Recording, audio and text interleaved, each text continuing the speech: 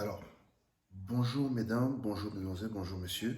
Alors, je suis Fotodada, spécialiste du traitement de l'eau, consultant chez Water Environmental Service à Douala et à Houston aux États-Unis. Alors, aujourd'hui, nous allons parler très rapidement de qu'est-ce qu'il faut faire avant, pendant et après que l'on ait fait votre forage. Vous savez, je vais essayer de donner une certaine échelle pour que l'on comprenne l'échelle d'importance, pour que l'on comprenne les priorités. Je suis peut-être très mal placé pour déterminer les priorités des gens, mais il faut bien que j'essaie d'expliquer quelque chose pour que l'on comprenne. Le type de carreau que vous allez mettre sur votre maison, le type de tôle que vous allez y mettre, le type de meuble que vous allez y mettre, la couleur de la peinture que vous allez y mettre, le fourrage que vous allez y mettre, sont tous des éléments qui se rapprochent sur ce qu'on appelle votre bien-être. Mais de tous ces éléments, je ne suis pas sûr que si vous tombez malade, la qualité des carreaux de votre maison va vous être utile. Il est donc important de savoir que avoir un forage et avoir une eau potable dans votre maison est plus importante dans l'échelle du bien-être que d'avoir du marbre sur votre barrière. Donc, il faut bien comprendre que votre vie dépend de votre santé. Et votre santé dépend de la qualité de l'eau. Écoutez bien, votre santé dépend à 95% de la qualité de l'eau que vous consommez. Donc, faites très attention lorsque vous mettez cette échelle de valeur en marche. Pour moi, avoir une eau potable à la maison serait plus important que toute autre chose. Ceci dit, lorsque vous voulez faire un forage, lorsque vous voulez vous construire une maison, alors à quel moment faut-il faire le forage? La première réponse à ça, c'est simplement que il faut faire le forage avant que de commencer à construire votre maison. Pourquoi? Parce que lorsque votre terrain est nu, il peut être un terrain de 500 mètres carrés, 2000 mètres carrés, je ne sais pas quelle superficie vous avez. Il est nu à ce moment-là. Ça veut dire que vous devrez faire venir un hydrogéologue qui va vous montrer exactement sur votre terrain l'endroit, le meilleur endroit pour faire le forage. Donc, lorsque le terrain est nu, le géologue ou bien l'hydrogéologue, il a encore toutes les chances de déterminer le meilleur endroit sur votre terrain pour creuser le forage. Ne faites pas attention au plan que vous avez fait de votre maison. Le forage peut se trouver au milieu de votre salon, mais on peut faire une canalisation pour que l'eau aille ailleurs dans la maison, que la sortie de l'eau soit ailleurs. Donc, ne vous fiez pas sur le lieu où la sortie du forage se trouve. Ça peut se modifier. On peut canaliser pour que l'eau puisse ressortir. Donc, le meilleur moment pour faire le forage, c'est avant que d'entamer la construction de sa maison. Et lorsque vous avez décidé de faire ce forage, vous avez trouvé le bon endroit dans votre terrain. Une autre chose qui est importante, c'est qu'à partir de ce moment, vous pouvez faire vos latrines ou alors faire votre puisard beaucoup plus loin qu'à côté de la sortie de votre forage. Voilà un autre avantage de le faire avant. Parce que lorsque vous avez déjà construit la maison, généralement, l'équipement de forage ne peut s'arrêter que devant. S'il n'y a pas un moyen de contourner ou bien d'aller à l'arrière de votre maison, ça veut dire que vous obligez le foreur à faire le forage là, devant la maison. Peut-être il y a 3 ou 4 mètres juste là devant. Et à 95% sur ce que j'ai vu en Afrique, le puisard est toujours devant, est toujours tout à côté là. Soit c'est sur votre garage, soit c'est tout à côté. Donc, il y a de fortes chances que votre puisard soit à 2 ou 3 mètres de votre forage. Et si l'étanchéité n'a pas été bien faite dans votre forage, bonjour les contaminations souterraines. Donc, si je peux me résumer, faire son forage, c'est décider de le faire avant de commencer les constructions. Parce que les avantages sont les suivants. On choisira, bien entendu, l'endroit où faire le forage. Il sera assez éloigné du puisard et on aura l'occasion de bien faire son réseau hydrique ou alors son réseau hydraulique dans sa maison avec tous les avantages que ça peut comporter. Donc, lorsque vous avez déterminé dans l'endroit où faire le forage, il est important, c'est un conseil que je donne à beaucoup de mes frères en Afrique et au Cameroun en particulier, il est important de déclarer que vous êtes en train de faire un forage. Vous savez, l'État au Cameroun, il y a les lois, hein, et personne ne va venir vous dire vous devez faire un forage chez vous, mais je peux vous assurer qu'un jour ou l'autre, ils vont se pointer et vous dire vous avez fait un forage sans autorisation. Comme tous ceux qui peuvent construire des maisons, parce que faire un forage, il faut une autorisation. Il faut bien que vous ayez une autorisation au Cameroun pour qu'on vous donne, pour que vous puissiez faire un forage. Surtout si c'est d'exploitation, de consommation humaine. Donc, rapprochez-vous des services compétents pour avoir une autorisation. Ça, c'est un conseil. La deuxième chose, c'est que lorsque vous faites un forage, mettez un compteur à la sortie.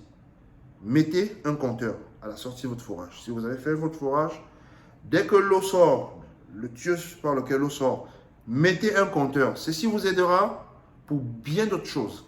Savoir quelle quantité d'eau vous pompez, ça vous permettra de savoir comment traiter votre eau. Il y a beaucoup d'avantages à avoir un compteur à la sortie de votre forage. La troisième chose sur cette lancée, c'est de se rassurer que celui qui va vous faire le forage, c'est-à-dire votre foreur, c'est quelqu'un qui a de l'expérience là-dessus. Et il faut qu'il vous donne un cahier de charge au départ.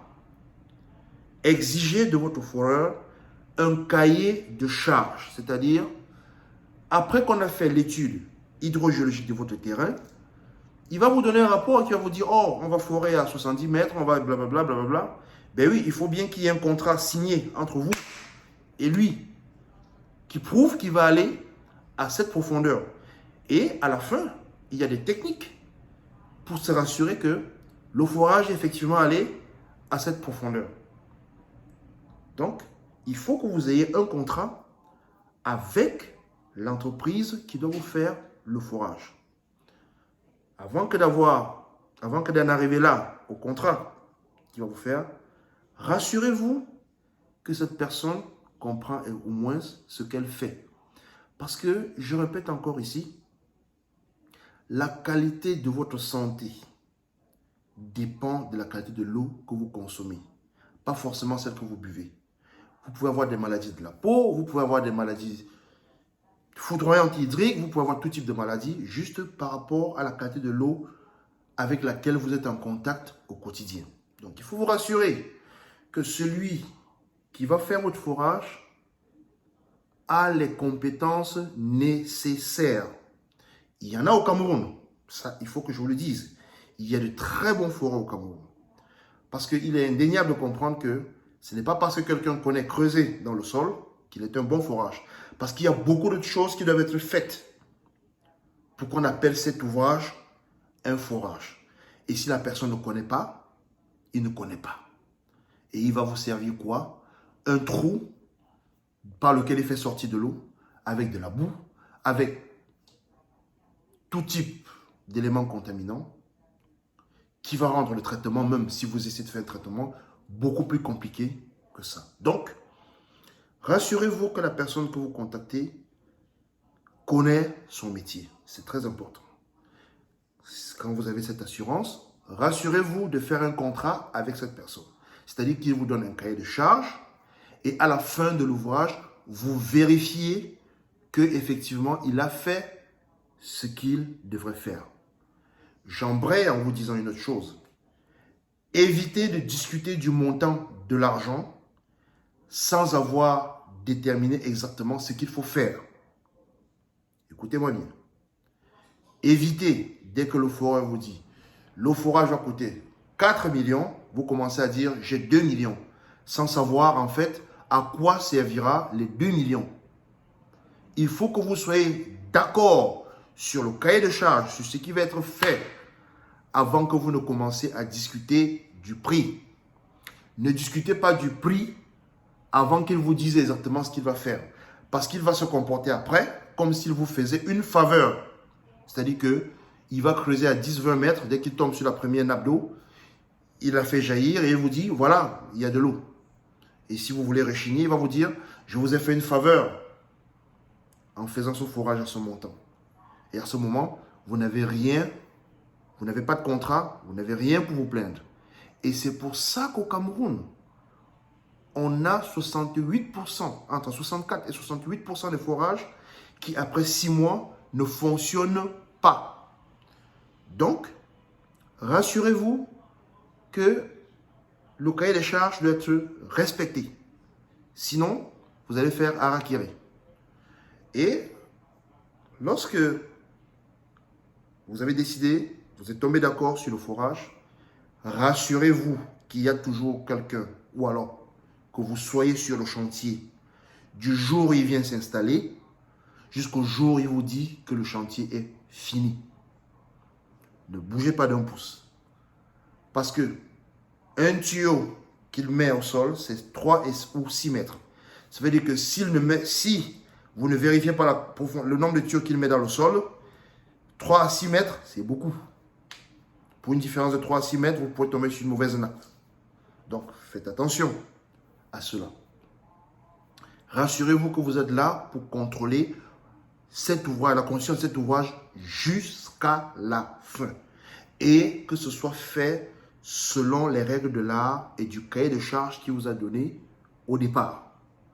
Vous vérifiez cela. J'ai parlé de l'étanchéité tout à l'heure. C'est un point très important. Ne blaguez pas avec l'étanchéité de votre forage. Exigez qu'il vous donne un rapport à la fin.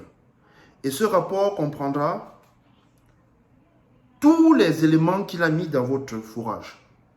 Il faut que vous ayez le manuel ou alors le livre de la pompe qui a été mise avec toutes ces caractéristiques. Vous devrez connaître, c'est pour vous. C'est pas, ne vous comportez pas comme si il vous faisait une faveur. Non, c'est votre ouvrage.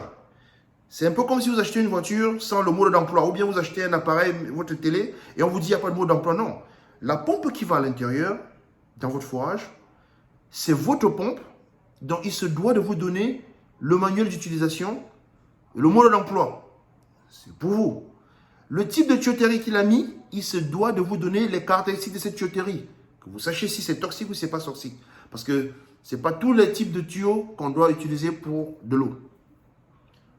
Donc, il faut qu'il vous donne toute la documentation et qu'il vous donne une coupe de votre fourrage. C'est exigeable. Il faut bien que vous exigiez cela. Parce que si le ministère des Mines ou alors le ministère de l'Eau commence à venir faire des enquêtes, ce qui peut arriver, parce que ça va arriver au Cameroun un jour, et que vous n'êtes pas capable de fournir la moindre information sur votre forage, ils vont vous demander de le fermer. Donc, faites très attention. C'est pour vous protéger. Vous ne demandez pas ça pour lui faire plaisir. C'est votre droit. C'est pour vous. Le forage vous appartient.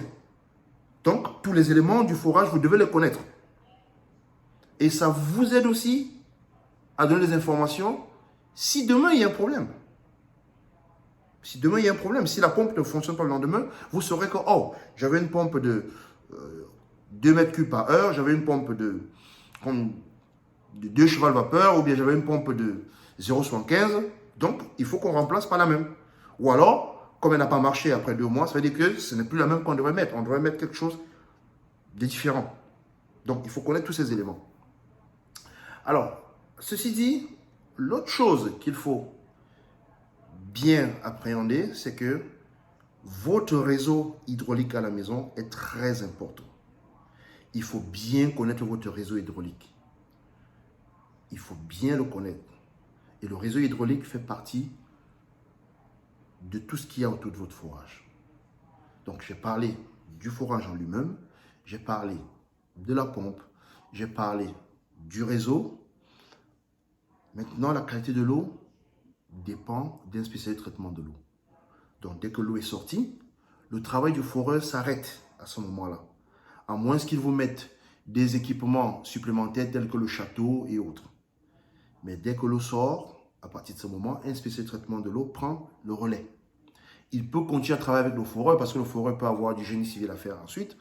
Il peut avoir d'autres plomberies à faire, mais le spécialiste de traitement de l'eau doit prendre le relais à partir de ce moment parce qu'il doit pouvoir faire des analyses et c'est en interprétant ces résultats d'analyse qu'il vous dira exactement quel est le traitement qui devra suivre. Donc, ne mélangeons pas les pédales. Faisons les choses dans les normes. Donc, ce que je peux retenir de ça, c'est rassurez-vous que vous faites votre forage avant d'entamer les constructions. Avant de faire votre forage, rapprochez-vous des autorités compétentes pour une autorisation. Ensuite, rapprochez-vous d'un bon foreur. Regardez autour de vous, prenez des informations sur tous les foreurs. Faites votre devoir, comme on dit, avant d'aller à l'examen. Rassurez-vous qu'il vous donne un cahier de charge. Et après vous avoir donné le cahier de charge, rassurez-vous qu'il suive le cahier de charge qu'il a donné pendant l'exécution des travaux. Et à la fin, il y a des techniques pour vérifier s'il a vraiment fait ce qu'il voulait, ce qu'il vous a dit dans le contrat. Il faut bien le faire. Il faut que vous appreniez à savoir, à comprendre que c'est un contrat. Quand quelqu'un vient faire un travail pour vous, c'est un contrat. Vous le payez pour un service. Et quand vous avez payé, il faut que le service soit fait tel que le paiement a été dit. Ne faites pas comme si cette personne vous fait une faveur. Il ne vous fait pas une faveur. Vous avez payé pour un service, vous devez avoir le service tel quel. Donc, c'est un peu ce que je voulais expliquer par rapport au forage aujourd'hui. Il y aura plusieurs vidéos sur cette thématique.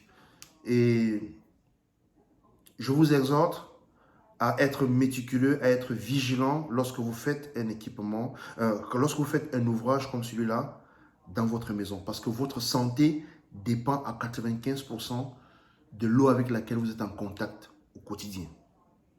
Votre famille, tous de vous dans cette maison, leur santé dépend à 95% de la qualité de cette eau. Alors faites attention, lorsque vous confiez votre forage à quelqu'un qui connaît juste creuser, soyez-en sûr, il est plutôt en train de creuser votre tombe. Rassurez-vous de boire un verre d'eau potable tous les jours. Contactez-nous au 695 05 69 70. Nous sommes basés à la Nouvelle Haute Cité à Douala. Nous sommes une entreprise, Water Environmental Service, spécialisée dans le traitement de l'eau. Nous faisons aussi beaucoup de traitement des eaux industrielles, notamment les chaudières, les circuits de refroidissement. Mais nous faisons aussi beaucoup de formations. Et j'aimerais pour vous dire qu'il y a des formations qui vont être faites à Douala dans quelques semaines. Donc, commencez à vous rapprocher de nous. Appelez au 695 05 69 70 pour avoir les informations sur les formations à venir.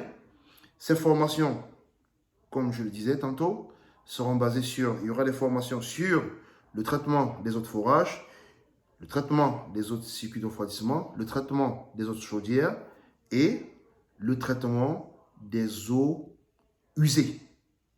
Donc, si vous avez besoin de mieux vous outiller sur ces domaines, rassurez-vous de vous rapprocher de nous au 695 05 69 70 et vous aurez toutes les informations sur nos formations. Ceci dit, je vous souhaite une très bonne journée et n'oubliez pas de vous abonner sur notre page YouTube. N'oubliez pas de partager nos vidéos pour que certains de vos proches puissent en profiter aussi. Mais seulement, n'oubliez pas que votre santé dépend à 95% de la qualité de l'eau que vous consommez au quotidien ou alors de la qualité de l'eau avec laquelle vous êtes en contact au quotidien. Sur ce, je vous souhaite une bonne journée. Merci.